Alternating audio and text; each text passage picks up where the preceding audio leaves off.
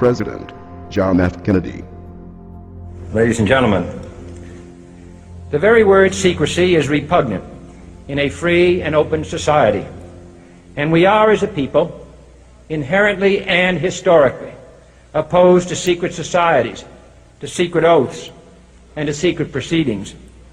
We decided long ago that the dangers of excessive and unwarranted concealment of pertinent facts far outweighed the dangers which are cited to justify it. Even today, there is little value in opposing the threat of a closed society by imitating its arbitrary restrictions. Even today, there is little value in ensuring the survival of our nation if our traditions do not survive with it. And there is very grave danger that an announced need for increased security will be seized upon by those anxious to expand its meaning to the very limits of official censorship and concealment. That I do not intend to permit to the extent that it's in my control. And no official of my administration, whether his rank is high or low, civilian or military, should interpret my words here tonight as an excuse to censor the news, to stifle dissent, to cover up our mistakes, or to withhold from the press and the public the facts they deserve to know. For we are opposed around the world by a monolithic and ruthless conspiracy that relies primarily on covert means for expanding its sphere of influence, on infiltration instead of invasion, on subversion instead of elections, on intimidation instead of free choice, on guerrillas by night instead of armies by day. It is a system which has conscripted vast human and material resources into the building of a tightly knit, highly efficient machine that combines military, diplomatic, intelligence, economic, scientific, and political operations. Its preparations are concealed, not published. Its mistakes are buried, not headlined. Its dissenters are silenced, not praised. Its dissenters are silenced, not praised.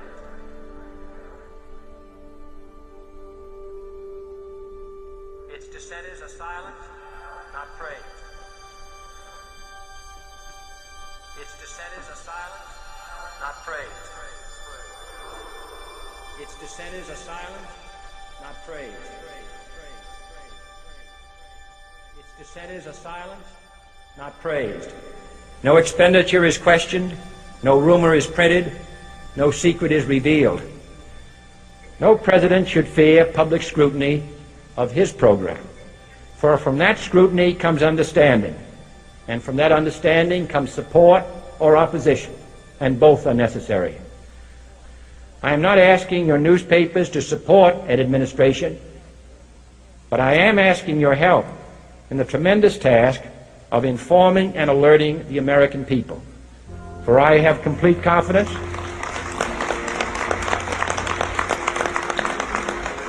in the response and dedication of our citizens whenever they are fully informed. I not only could not stifle controversy among your readers, I welcome it. This administration intends to be candid about its errors.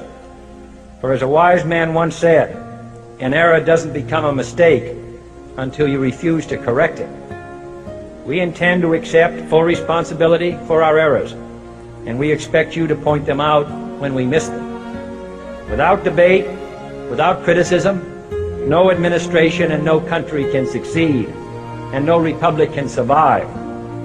That is why the Athenian lawmaker Solon decreed it a crime for any citizen to shrink from controversy. And that is why our press was protected by the First Amendment, the only business in America specifically protected by the Constitution, not primarily to amuse and entertain, not to emphasize the trivial and the sentimental, not to simply give the public what it wants, but to inform, to arouse, to reflect, to state our dangers and our opportunities, to indicate our crises and our choices, to lead, mold, educate, and sometimes even anger public opinion.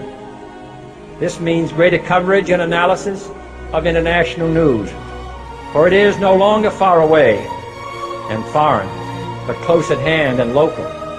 It means greater attention to improved understanding of the news, as well as improved transmission. And it means, finally, that government at all levels must meet its obligation to provide you with the fullest possible information outside the narrowest limits of national security. And so it is to the printing press, to the recorder of man's deeds, the keeper of his conscience, the courier of his news, that we look for strength and assistance, confident that with your help, man will be what he was born to be, free and independent.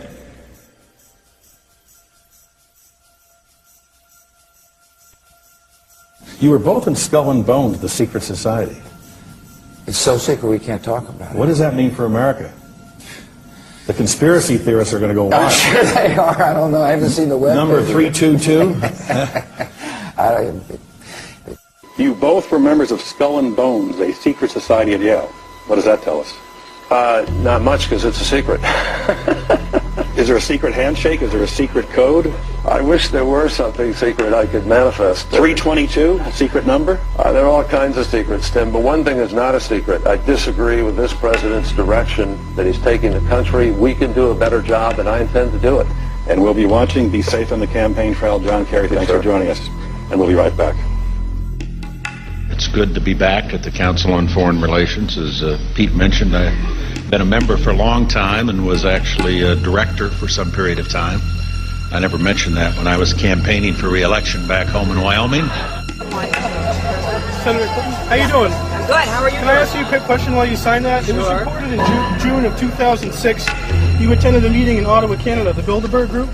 Can you comment on that? What's going on for the Bilderberg meeting, and what do you guys talk about up there?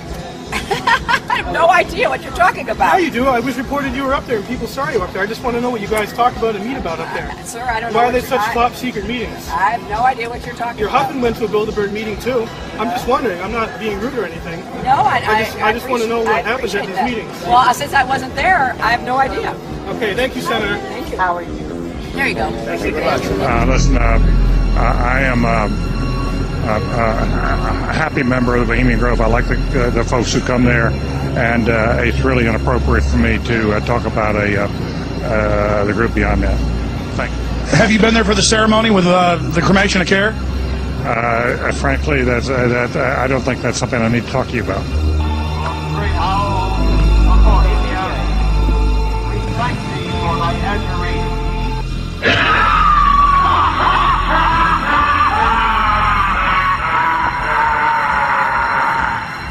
Have you been there for the ceremony with the cremation of care? Frankly, I don't think that's something I need to talk to you about. Really? That's right. Well, I'm Alex Jones, and I snuck in there in 2000. I'm the guy that blew it wide open and got the video. It's been on national TV. Well, I disrespect you for that. You do? I do. But there's a lot of big public officials going in there. Don't we deserve to know? I don't know anything about you, and I don't know anything about your film. But if you go in there with an understanding, you violated that understanding by releasing that film, and I don't respect you for that. Really? But we have public officials. I'm sorry, you took an understanding when you went in there that you would not do that film. And did you have an understanding when you went in there? No. Did you crash it? Yes. Yeah, and it has no trespassing signs there too, doesn't it? No, they put them after. Oh, I'm sorry. I'm sorry, sir. I've been there before. I know what the circumstances are, and I'm sorry you violated the understandings. That was not a gentlemanly thing to do. But what about the ritual? Is the ritual gentlemanly?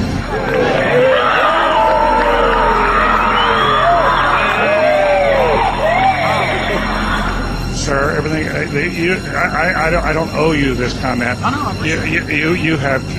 This is what's called ambush journalism, and I disrespect you for that as well. So thank you and goodbye. The ritual?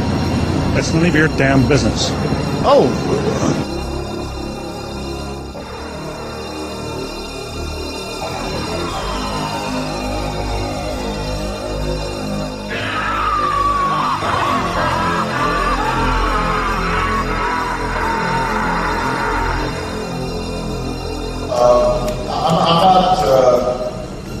The Council on Foreign Relations, I don't know if I'm an official member. I've spoken there before.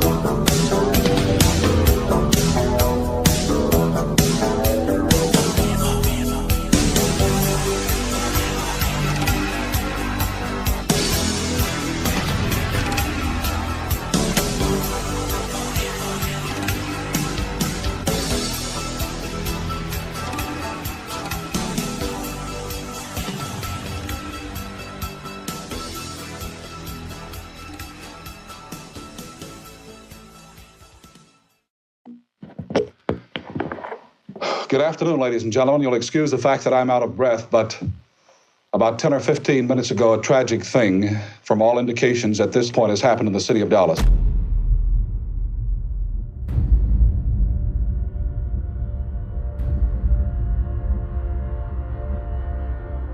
We all was shocked at hearing of this tragic end of our president.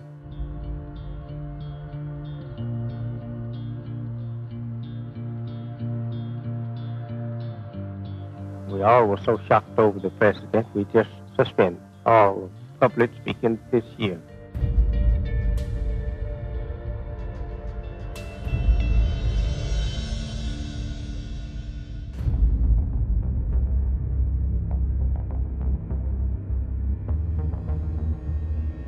Malcolm X, you were involved in a controversy some months ago with your leader. Well, I've been silent for the past 90 days because of some statements I made concerning the President of the United States, which were distorted. They were distorted? And yes. What did you say, Malcolm? Well, I said the same thing that everybody says, that his assassination was the result of the climate of hate. But only I said the chickens came home to roost, and which means the same thing. You feel that we're making progress in this? No. If you stick a knife in my back 9 inches and pull it out 6 inches, there's no progress. If you pull it all the way out, that's not progress. The progress is healing the wound that the blow made, and they haven't even begun to pull a knife out, much less try and heal the wound. They won't even admit the knife is there.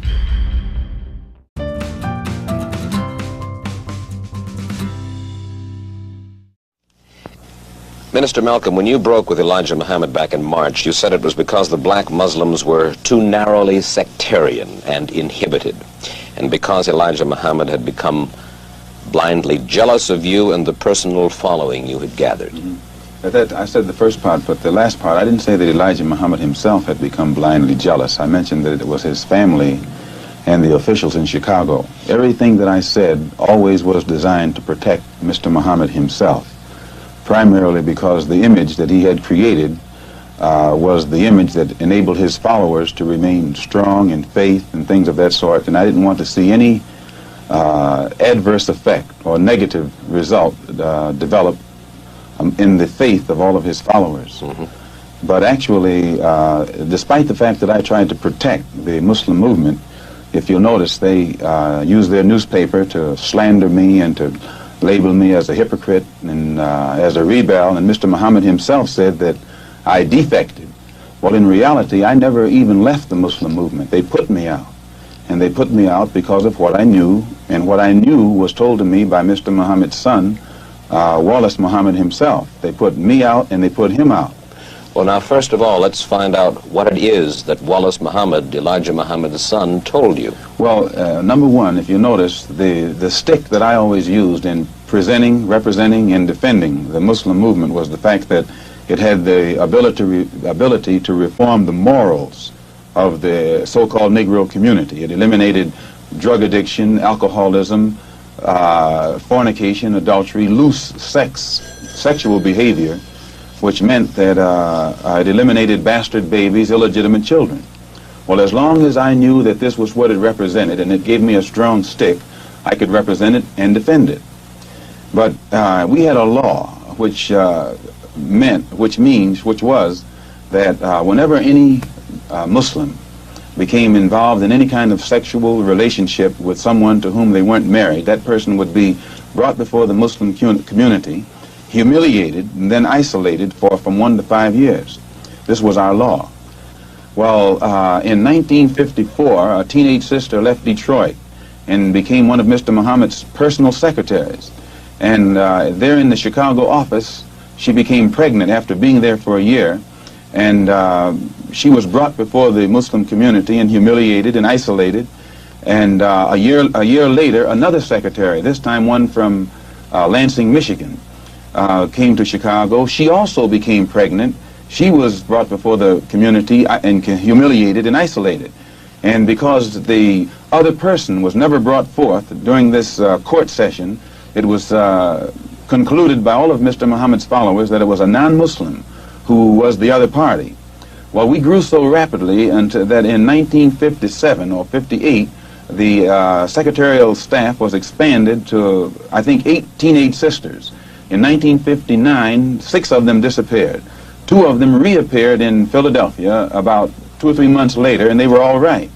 The other 4 reappeared in 1960. All 4 of them had babies. All 4 of them had become involved with someone and become pregnant and had these children.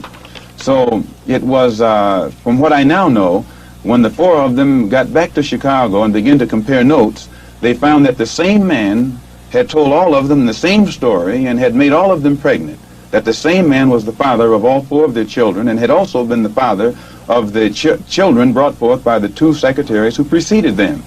So this story was kept among these sisters until 1962.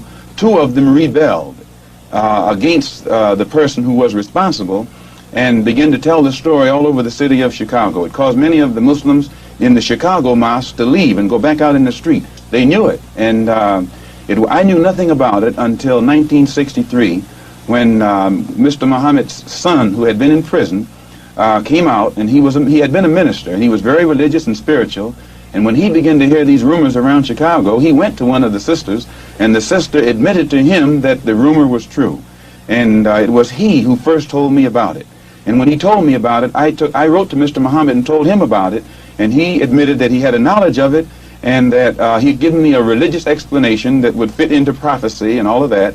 So I was quiet. And it wasn't until October of 1963 that it came up again. And when it came up again, I realized that the same person who had made these other sisters pregnant was still busy doing the same thing. He hadn't stopped. 2 of the sisters had 2 children by the same man, and one of those 2 sisters was pregnant still, getting ready to have a 3rd child by the same man. So when it was known among the Chicago officials that I had a knowledge of this, they became very fearful of me. They became very antagonistic toward me, and they had to do something to diminish the authority that I had, for fear that if this became public knowledge, the followers would leave the Muslim movement and follow me. And it was at that time that they used the statement that I made against President Kennedy as a pretext to cut my authority, and some other things happened that finally produced the split, or forced the split. And when I made the split, the only reason that I didn't make this public knowledge was I knew the implications, and I felt that if the Muslims who were in the Nation of Islam knew it, that which enabled them to be so strongly religious and exercise moral discipline would be shattered, and it would cause all of them to go right back and start doing the things that they had been doing previously. Who is the father of all of these various children whom you have enumerated? The first one to tell me who the father was Wallace Muhammad, and he told me that the father was Elijah Muhammad himself. One of the sisters, he went to the home of one of the sisters, and when he walked in the door, she says, "I want to let you see something." And she showed him her child. She said, "Here's your brother, and your father is the father of this child." And then I questioned the sisters myself, because I was shook up. And they admitted to me that Elijah Muhammad was the father of their children. And I took it to him. And it was at that time he told me that he was Muhammad, the prophet, and that Muhammad had 9 wives. He also told me that he was David. He was the modern David, and that he was the modern Solomon, and that it was meant for him to fulfill today all of the things that they did back there. And how many of these illegitimate children did he father with the sisters? Well, he made 6 sisters pregnant. They all had children. 2 of those 6 had 2 children. One of those 2 is having a child right now. I am told that there is a 7th sister who is supposed to be in Mexico right now, and she's supposed to be having a child by him. For one thing, when you first separate from your wife, it's a physical separation, but it's not psychological. You still have feelings for her, and you protect her. But after the physical separation has taken place for a while, it becomes a psychological separation. It was the same way with me in the Muslim movement. When I first separated, it was a physical separation, but my feeling was still there. And it was only after my trip into the Muslim world and my pilgrimage to Mecca that I really was able to exercise the objective approach to it that enabled me to see that something had to be done to bring this to light. Otherwise, a whole lot of innocent people would be killed needlessly. Well, these revelations that you are now making about Elijah Muhammad, what effect should they have on his following? Well, I very much doubt that any of his followers who really are aware of what he has done would continue to follow him. He may try and justify it by saying that he's a Muslim, and that a Muslim has a right to these wives. If this were the case, these sisters should not have been humiliated. These sisters have been looked upon for the past 5 years, or 6 years, or 7 years as being guilty of having committed fornication. They have been debased, they have been degraded. I have heard him himself refer to them as having disgraced him. So if they were his wives, he should have given them a position of respect so that all of his followers would respect them and that they would have the protection of his followers today. Well, do you feel that you then perhaps now should take over the leadership of the black Muslims? No, I have no desire to take over the leadership of the black Muslims, and I have never had that desire. But I do have this desire. I have a desire to see the Afro-American in this country get the human rights that are his due. I believe that the Islam religion is the best religion for our people because it creates unity and it gives one dignity and racial confidence and all of these things that are necessary to make a complete human being. Are you not perhaps afraid of what might happen to you as a result of making these revelations? Oh yes, I probably am a dead man already. What do you mean? When you understand the makeup of the Muslim movement and the psychology of the Muslim movement, as long as if I myself, by having confidence in the leader of the Muslim movement, if someone came to me and I had no knowledge whatsoever of what had taken place and they told me what I'm saying, I would kill them myself. The only thing that would prevent me from killing someone who made a statement like this, they would have to be able to let me know that it's true. Now, if anyone had come to me other than Mr. Muhammad's son, I never would have believed it even enough to look into it. But I had been around him so closely, I had seen indications of the reality of it, but my religious sincerity made me block it out of my mind. Have you received threats on your life? Oh, yes. I first received threats on my life in December. In December. No, not in December, in January. When it first became known that I had come back to New York and told the captain of the fruit in New York, who was my right-hand man formerly, and also the secretary of the New York Mosque and the minister in Boston, when it became known that I had told them, then an effort was made to shut me up. One brother encouraged to go out to my house and shut me up. And fortunately, it was a brother who was well capable of doing so, but it was a brother who was highly intelligent. He was academically equipped to think for himself. And what he was told to do didn't add up. And fortunately, he was the one who put out a feeler to me to find out what was wrong. And I opened his eyes. And then he opened the eyes of the same crew whose job it is to do this kind of work. You mean he was going to kill you? Oh, yes. One of them was... an attempt was made to get one of them to wire my car with an explosive. That one is with me right now.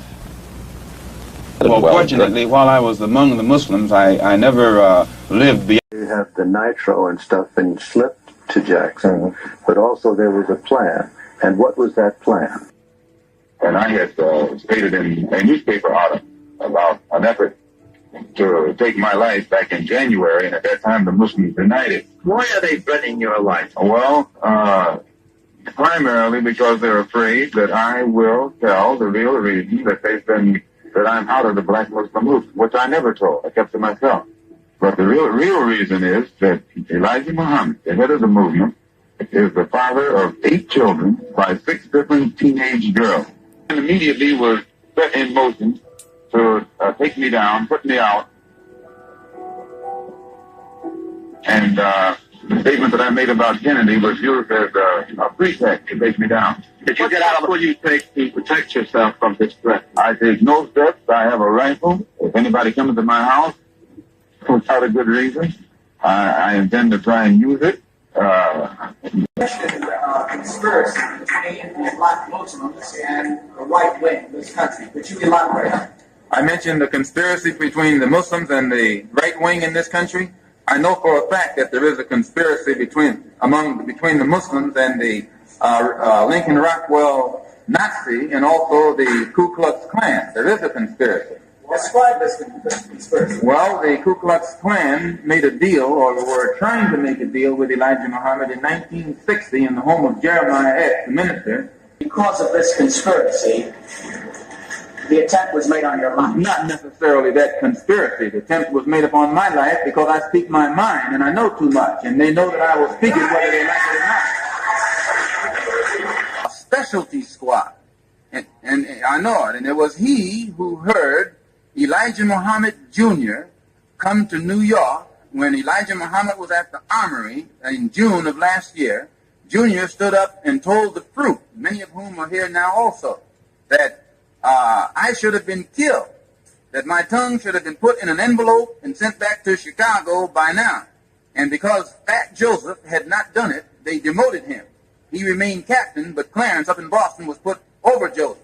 And Joseph's authority was curtailed. And then Clarence, the captain from Boston, and John, the captain from Springfield, came to New York to assassinate me, and came to him to get a silencer, and couldn't get it. So the police know this. It's not something that's new. They just wait until the job is done, and then they step in. February 21st, 1965, as Malcolm spoke in New York City's Audubon Ballroom, members of the Nation of Islam opened fire, killing him in front of hundreds of his supporters. Malcolm's wife and children were there, including Atala Shabazz, Malcolm's eldest daughter. Any black leader with charisma was a target of the government's COINTELPRO program. And that's stated in their own objectives of the program. Who are you? You don't know. Don't tell me Negro. That's nothing. What were you before the white man named you a Negro? And where were you? And what did you have? What was yours? What language did you speak then?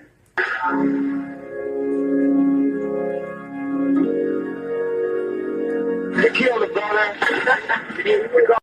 to take meaningful steps towards gaining the freedom for his people. I prove for sure that the FBI COINTELPRO program or an agent of the FBI actually killed Malcolm X. They were certainly trying to reach that end. They were articulating that goal, and they were taking steps in furtherance of that, trying to cause that exact same thing to happen which happened.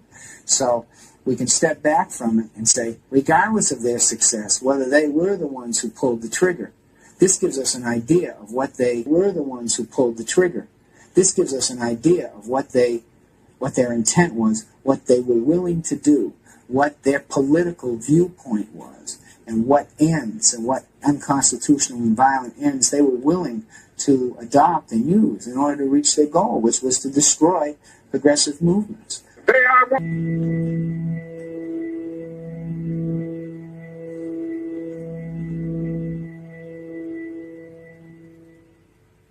So again, we cannot say for sure that James Earl Ray was working for the FBI. What we can say for sure is that the FBI had an intent shown by their programs against Dr. King, shown by the document I talked about preventing the rise of messiahs like Dr. King, that they wanted that to happen, and that they had again taken very active steps to do that. So then when Dr. King is killed a month after this document comes out, and after all of the attempts to get him to discredit him and to disrupt his organization, and in fact to have him do physical violence to himself and have others do physical violence to him, I mean, it becomes almost irrelevant whether they pulled the trigger or not.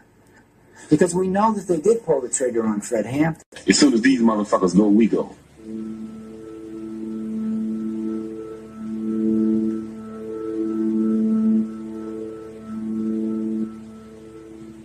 Fred Hampton was only 20 years old, but he had the ability to really move people, to speak in a way that got people going, that effectively seemed to energize them. He was beginning to develop a following, throughout the country, and he was a direct threat to the power structure that oppressed people. People learn by example. I don't think anybody has an argument with that. I think that when P. Newton said that people learn basically by observation and participation, I think that everybody caught on to that. So what we're saying very simply is that if they learn by observation and participation, then we need to do more acting than we need to do writing. And I think the Black Panther Party is doing that. That we didn't talk about a Breakfast for Children program, we've got one. We're not going to tell you. violent criminal reaction of the occupants in shooting at announced police officers emphasizes the extreme viciousness of the Black Panther Party. So does their refusal to cease firing at the police officers when urged to do so several times. Ed Hanrahan, who was a political heir apparent of Mayor Daley, wanted to take credit for having killed this Black Panther leader. So he went on television, and he went on television explaining how Fred Hampton had come out of his bedroom firing a pistol, and how all the Panthers inside had repeatedly broken ceasefires and repeatedly fired at the police. The problem is when you fire a bullet, two things happen. You have a shell that comes from your gun, and you have a bullet that comes out the other end. When the evidence was all gathered, it turned out that all the shells that were found in the apartment came from police weapons, with the possible exception of one. All the bullet holes, the directions of those bullet holes, were all coming inside from outside. That is, showed that they were fired by the police. So that all of the evidence that all the evidence that was gathered proved that it was the police who fired, not the Panthers. Hanrahan went even further and actually pointed to places on the back door, which he said were evidence in pictures that the Panthers fired. The press themselves, when they looked closely at these pictures and returned to the scene, discovered that these were in fact nail heads and weren't bullet holes at all. The federal government at first appeared to be coming in and do a neutral investigation. And what the federal government did find, of course, was that it was the police and not the Panthers who had fired. Well, under their cover, though, the federal government, under the cover of appearing neutral, the federal government hid their own role, which was that it was their informant who had gotten a floor plan of the apartment, and their informant had given their floor plan to Edwin Hanrahan's raiders. I was supposed to be one of the murdered Panthers, okay? However, my plans changed that evening, and the informant, William O'Neill, was unaware of the change in plans that I had made. So my plans had changed, and I was not in the apartment. Oh, I was in the apartment early, but I left the apartment. And so I wasn't there. So they went to plan 2 in order to get rid of me. They raided my apartment the next morning on December 5th, shot my door down, and they thought that I was in the apartment. There had been a systematic effort by the FBI in Chicago and nationally to destroy the Panthers. Previously, the FBI in Chicago had sent a letter to the head of the El Rukns, Jeff Fort, telling him the Panthers were trying to assassinate him. Didn't he want to take some action to prevent that? They had deliberately attempted to provoke things between the Panthers and other groups and attempted to discredit the Panthers publicly. Every leader, all they had to do was kill one of the most important and up-and-coming and messianic leaders who was doing what Fred Hampton was doing, to send the message to all those young folks, whether they be black or white or Latin or whatever, who wanted to get involved in the struggle, that this is the game that you're getting involved in. We'll kill you when you're dead. In different periods, the government uses different tactics, and sometimes their methods will be to public discredit groups, to jail people. We saw that sometimes with regard to the Wobblies. They actually did kill people. We saw with regard to the Communist Party, they frequently would jail people or attempt to ruin their reputations. I think with regard to the black movement in particular, the escalation of the government's attacks was very clear. And I think assassination, setting people up for internecine rivalries which could lead to deaths, I think the government has shown a willingness to use any form of violence that it felt was necessary. The itself, its structure, was one which was never, of course, happy with the struggle. The fact that Martin Luther King phones were tapped, and the problems that J. Edgar Hoover gave him was clear. We only put King out. We expected it from us instead, but certainly King was not a flaming. That Martin Luther King phones were tapped, and the problems that put King out.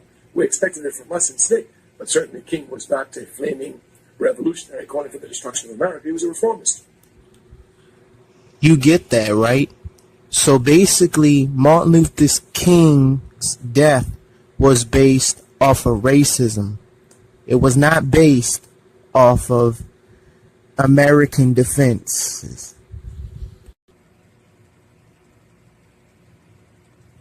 Northwest. What groups did you infiltrate in New York? In New York, it was the Black Panther Party, Queens section.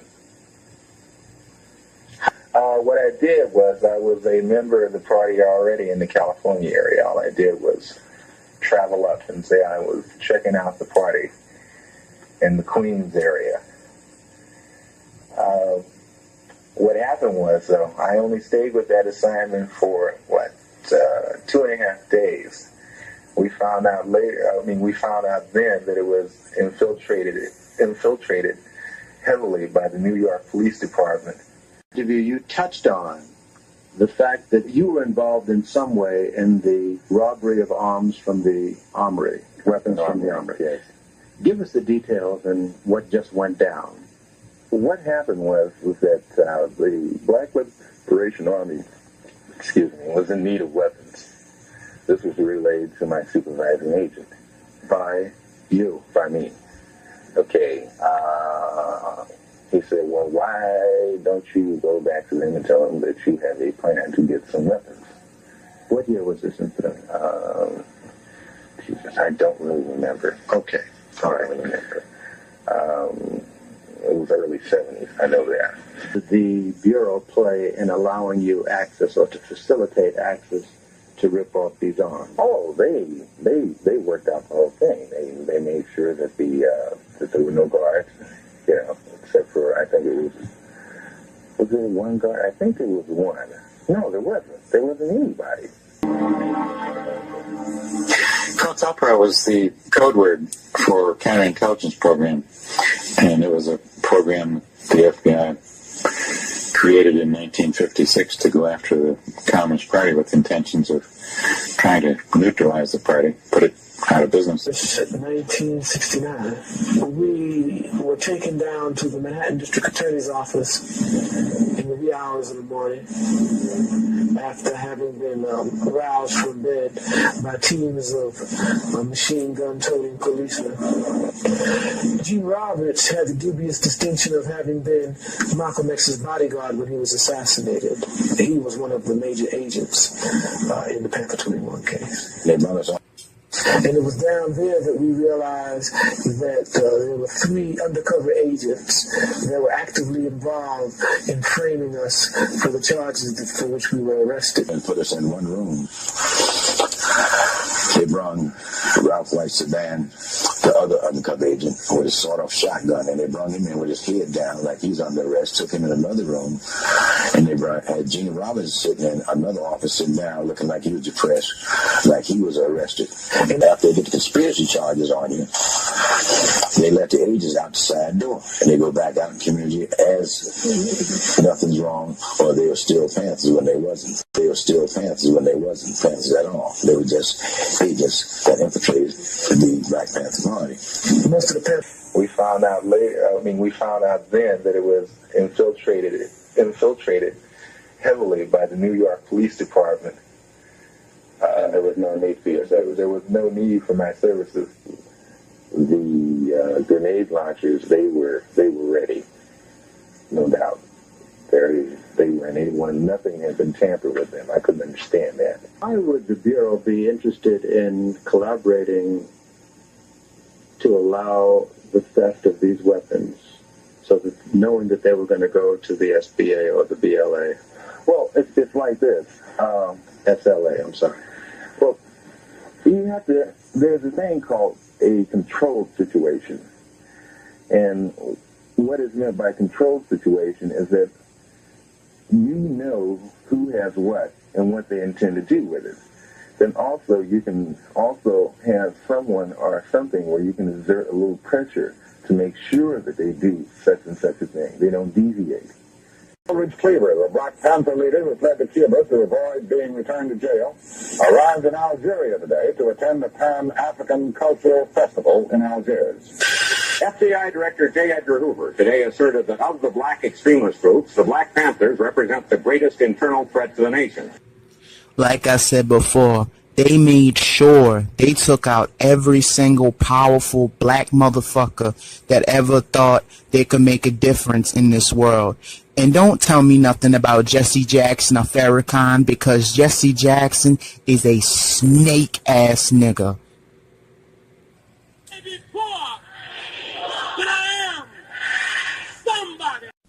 Bill Cosby was interviewed by Stuart Thomas in 1968 before the presidential election. Cosby's comments on the election and presidential politics still hold true today. Well, it's just sad, that's all, man. Because I don't believe any of them. I think they're all lying to everybody. Yeah. I think Wallace is lying to the white bigots. And they're out there talking about George is going to do it. Because George ain't going to do it. True. You know. Now, who was that cat today? I read in the paper. It was the president of the NAACP up in Connecticut, shaking hands with George Wallace. Did you see the picture? This picture of the cat. I forgot his name, man. Shaking hands with George. And I said, well, you know, in Connecticut. Now, what is this all about? When George is talking about he's going to run over us with his car, which is going to be funny to see that, you know. Definitely. Because the cat's talking about he's going to be president of the United States of America. And this is the man that the bigots are voting for, see. Now, this shows you how much class bigots have. They're going to vote for a cat who will say, George is going to just keep them niggas in their place. How? George is going to run over them with his car, man. And I believe he's going to do that, you know, because George is cool. And he will run over them if they give any trouble. Nixon, I think, is a pathological liar. Man's got to say some lie about something somewhere. 12 years. All I've read about are white people, you know. And now we're going to have this course, and this course is 20 weeks long. And you say all you can give us is 1 or 2 books by black authors because you don't think there are any other reputable black authors out there, you know. What is that to tell me, you know? It's the same thing all the other kids are going through in the schools. Because all they're being told is that, well, there's no one else out there that's really writing anything that's literature. They're writing a whole lot of garbage. You know? Sure. And like I suggested to him, Eldridge Cleaver, Soul on Ice. Well, he says that's not literature. He says it's just a whole lot of writing. You know? What about Man-Child in the Promised Land? There are an awful lot of white people who would really like to know. Maybe not so, you know, so much in the sense that they demand black history themselves, because they can't really be interested in it. I don't look for a white person to be so interested in something that has to do with black people, because he's not educated that way. He's not brought up that way. He lives in his own community. He goes to his own school. He dates his own women, except for when he wants to slip out and find something interesting. The same way the black man slips out to find something interesting. But then there's a heavy-handed, all-white treatment that just isn't fair, you see. Now, when we talk about a book like Man-Child in the Promised Land, I mean, that was like my neighborhood. I mean, the same cats that he talked about, I had cats in my neighborhood the same way, with the gang fights and so forth and so on. Drugs, we never really came into contact with drugs the way Brownie's book did, because most of the cats I hung out with, we were hitting the ball or chasing the ball or something like that. You know, I came into contact once with marijuana. It was You gotta go deep down under the surface to get gold.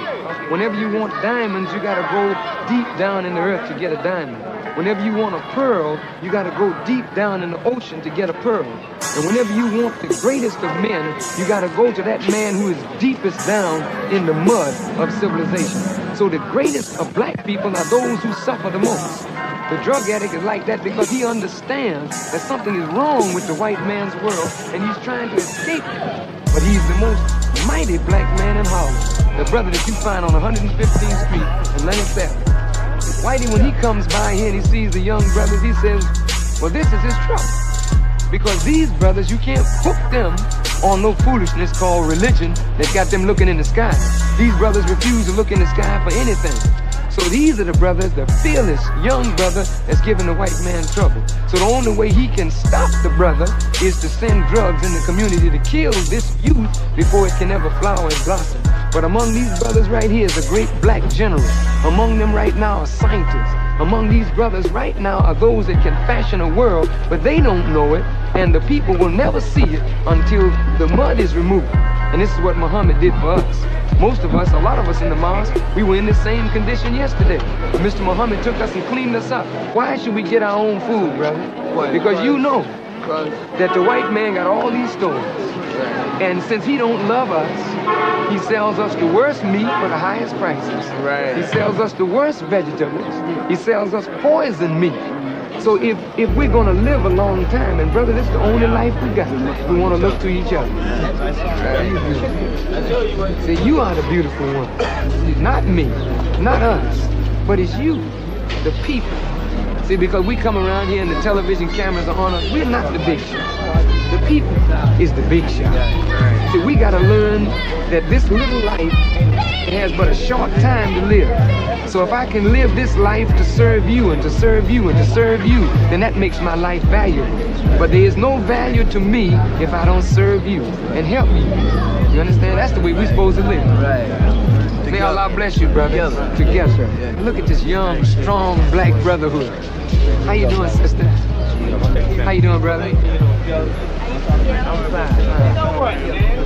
No, you're beautiful. You're the beautiful one. What we want Whitey to see is that though he can think he's destroyed us, he put drugs all in the block, and he makes us to think that we're nothing. Yet, in your heart, you know that you're somebody, and you are something. Muhammad wants you to know that you're the original black man. There was no man on the earth before the black man. You didn't have no brown man, you didn't have no yellow man, and you didn't have no white man before the black man. We are the greatest. All we got to do is get up today and be our beautiful black self. See, and the thing that white people hate is to see us showing love to each other. What he likes to see us doing is this. See, when he see a black man, excuse me, brother, when he see a black man hitting a black man, cutting a black man, shooting a black man, Whitey drive by and say, well, them niggas are all right. They're doing just what I want them to do. But when he see us shaking each other's hand and walking like we in love with each other, then the enemy gets scared, because the unity of us is what will stop the condition that we live in. So brothers, wherever we are, we should unite, and wherever we are, we should learn to love each other as we never did before. May Allah bless you, brothers. Thank you. Thank you. Let's begin, brothers. Let's begin. I wonder, did you hear the voice? Malcolm didn't know what he was playing with. No, he didn't. He didn't know what he was playing with. You don't jump up against a divine messenger of God like he did. He asked to die. And God obliged him. No, you don't understand. Like someone said, did you Muslims kill Malcolm? So the messenger said, and what if we did? He said, what if we did?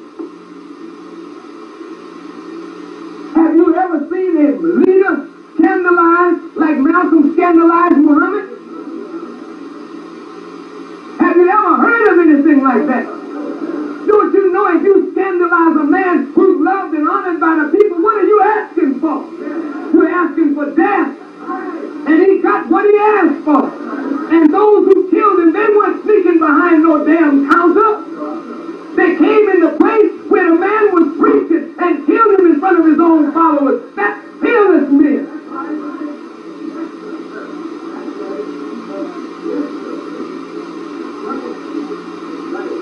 And those who were there to guard him, they were ducking. Damn cowardly dogs.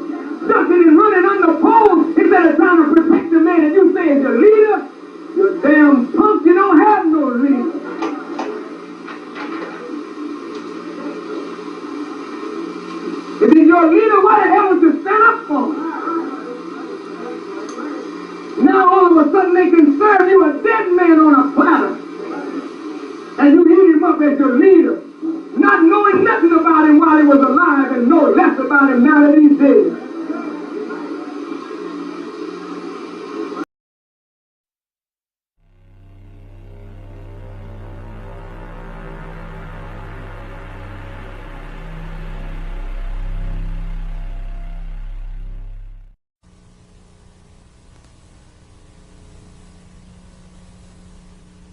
in a scene described by one investigator as reminiscent of a weird religious rite. 5 persons, including actress Sharon Tate, were found dead at the home of Miss Tate and her husband, screen director Roman Polanski.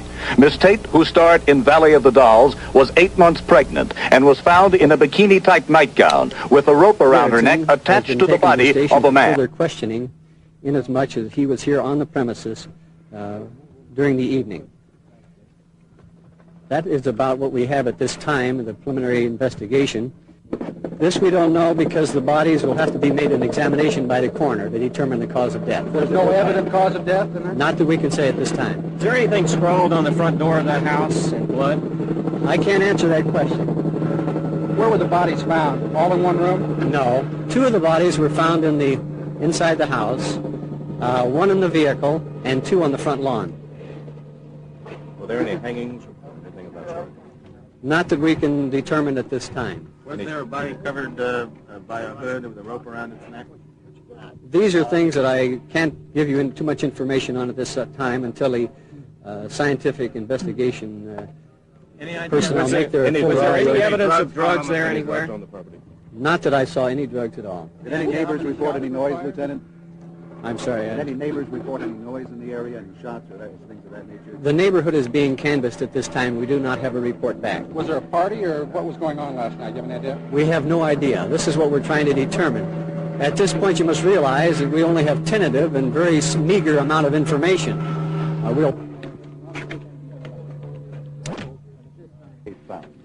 In the front room. I mean, what was she wearing? And we understand she was pregnant. Is that correct? Yes, she is pregnant, but I'm not going to discuss how the body was found or anything because these are things until the investigation progresses further. Were the bodies badly mutilated? This I'd rather not discuss. Lieutenant, can you tell us anything at all about why all these wires above us here have chopped? Does this have anything to do with it? We don't know, but of course this is being considered in the evaluation of all the facts concerned. You have any kind of an idea who might have done it? Do you have any kind of APBs out, any suspects at all? No. The only person we have at this time is Mr. Gerritsen, whom we are questioning because he was on the premises this morning when the maid arrived. What did it say when you arrived, sir?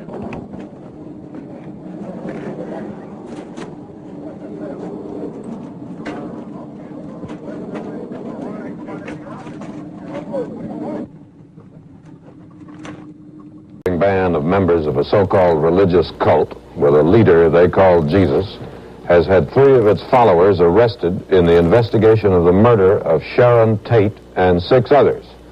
Those arrested are 2 women and 1 man, and the Los Angeles police said they would ask murder indictments against several others. 5 women are being held as material witnesses. This is where they lived, among the stables, barns, and phony buildings of an old rundown movie location 20 miles from Los Angeles. They called themselves The Family. They came and went, and the number varied from 20 to 30. Police said they were a pseudo-religious cult. People who worked on the ranch said they were heavy users of drugs. We were constantly taking dope and stealing cars, and they just sit around all day and sleep, and that's about it. And went around collecting garbage and had that for dinner and went to the store once in a while, and that was about it. They just slept and got loaded. The family left the caves they'd been living in on the Spawn movie ranch in the early fall, after the Tate murders. Later, police raided the ranch and found stolen cars. The family set up another camp in the desert, near Death Valley. 5 members are now in jail on other charges in the desert town of Independence. The family's leader, Charles Manson, is jailed here. It is expected that he will be charged in the Tate murders. People who lived with Manson on the ranch and in the desert denied that they were a violent group. We were just playing. That's what the whole thing is, that all we was doing out there was playing, you know. Well, what kind of guy was... I don't accept the whole situation, you know. Like, I was in the desert minding my business. This confusion belongs to you. It's your confusion. I don't have any confusion. I don't have any guilt. I know what I've done, and no man can judge me. I judge me. What have you done, Charlie? I've stayed in the desert and run with the coyotes and ate off the plants and found out you could live out there without this society. And that's where I'd like to go live, you know. But you won't let me go, will you? don't know anything of society? Pardon? You don't know anything of society now? Owe him anything? I've paid him 22 years of my life. You know, I'm the other end of your society. You know, so you can ride your bicycles and do your thing. I live in your reform schools and your orphanages. I'm not against you. I'm not against you. Huh? Are you bitter? Bitter? No. But you feel you've paid some price so far in your life. Price? To society, you said it. Yeah, okay. Does that make you bitter? I don't know what that means. How do you feel right now? Do you feel good feelings towards the judge? I feel a little nervous. A little nervous. I feel good feelings towards everything. I feel no bad. I know no bad. Okay, gentlemen, that's about it.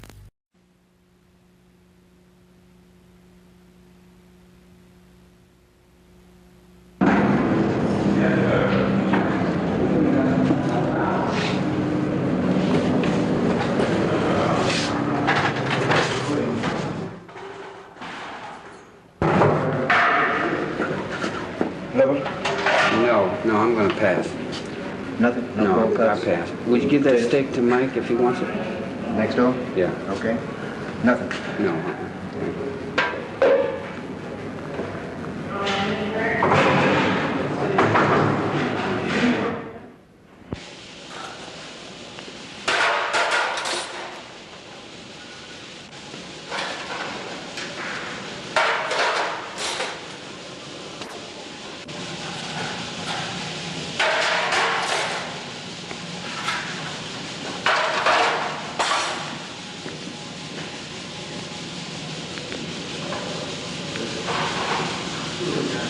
Well, when company comes, you always stick the dirt in the back. What do you mean by that? If you're outside and you live a life on the outside,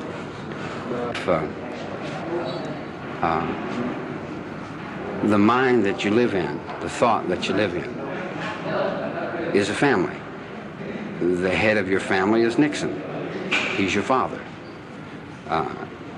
He's lost sight of his children. He doesn't see in the back. He doesn't see in the shadows.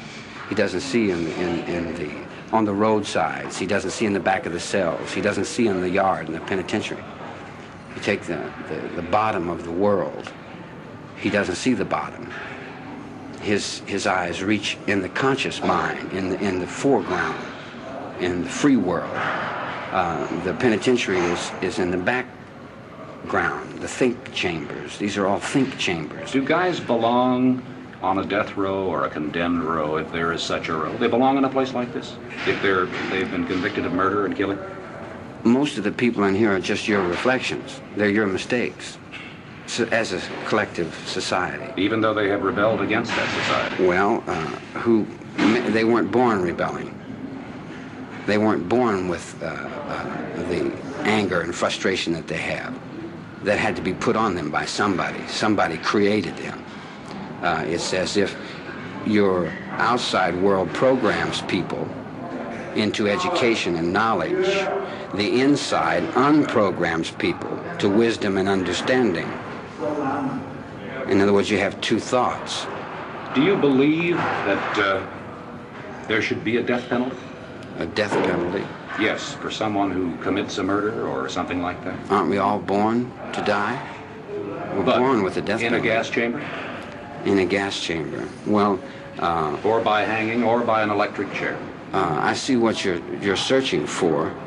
Should there be a supreme penalty for committing a crime? What do you think? I'm the one who's asking you. Yeah, but if I don't give you the answer that you want... Doesn't matter to me. It doesn't matter. It's your opinion. Well,